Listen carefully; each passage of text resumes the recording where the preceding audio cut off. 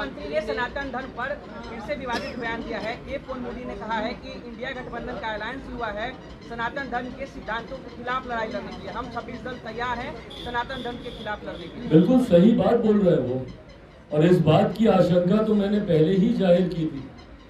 कुछ दिनों पूर्व जब स्टालिन जी के सुपुत्र का ये बयान आया था, उदयनिधि जी ने जब इस बात को कहा था कि सनातन धर्म को समाप्त कर देना चाहिए, और जिस तरीके के शब्दों का प्रयोग उन्होंने किया था, उस दिन भी इस बात की आशंका मैंने जाहिर की थी कि क्या मुंबई में हुई बैठक में सनातन धर्म की समाप्ति को लेकर कोई रणनीति, कोई योजना बनाई गई है?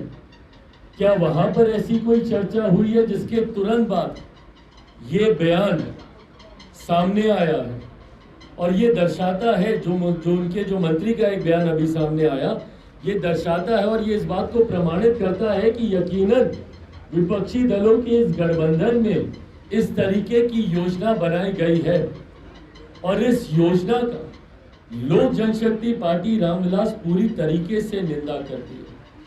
हम लोग बार बार इस बात के पक्षधर रहे हैं कि भारतीय राजनीति में चर्चा सिर्फ और सिर्फ विकास को लेकर होनी चाहिए। भारतीय राजनीति में कहीं से भी किसी भी जाति, किसी भी धर्म या किसी की भी आस्था को लेकर चर्चा की गुंजाइश ही नहीं है। किसकी आस्था किस धर्म में है, कौन किस धर्म का पालन करता है, किस धर्म का पालन नहीं करता है, ये पूर्णतः उस व्यक्ति विशेष का अधिकार है। ऐसे में किसी दूसरे का अधिकार नहीं बनता कि वो किसी के भी धर्म के बारे में किसी भी तरीके की कोई भी टिप्पणी करे। पर आज की तारीख में कहीं ना कहीं ये फैशन बन गया है, और इस फैशन के जनक हमारे प्रदेश में भी रहे भैया, जो रामचरितमानस को गाली देंगे। जिस विभाग की जिम्मेदारी है उस विभाग का भंटाधार वो लोग करेंगे। उस विभाग से जुड़ी हुई किसी भी विकास की योजना को वो धरातल पर नहीं उतारेंगे, पर ऐसी ऐसी योजनाएं उस विभाग से जुड़ी हुई लाएंगे जहां पे एक धर्म विशेष की भावनाओं का के साथ आप खिलवाड़ करेंगे। छुट्टियां भी अगर आप लाएंगे तो उसी धर्म विशेष से जुड़ी हुई लाएंगे, उसी धर्म विशेष के ग्रंथ को आप गाली देने का आप काम करेंगे। तो ये कहीं ना कहीं ये योजना तो बनाई गई है विपक्षी दलों में, और ये जितने भी 26-27 जितने भी विपक्षी दल हैं, इनकी सोच है सनातन के खिलाफ। इनकी सोच है कि एक धर्म विशेष के खिलाफ रणनीति को लेकर आगे बढ़ने का ये लोग काम कर रहे हैं। विकास का एजेंडा ही नहीं है भैया इन लोगों के पास। पूछे इन विपक्षी दलों से कि क्या नीति है आपकी। 3-3 बैठकें हो गई हैं इन लोगों की, अलग अलग विचारधारा के लोग हैं, पर अभी तक इन्होंने कॉमन मिनिमम प्रोग्राम पे कोई काम नहीं किया।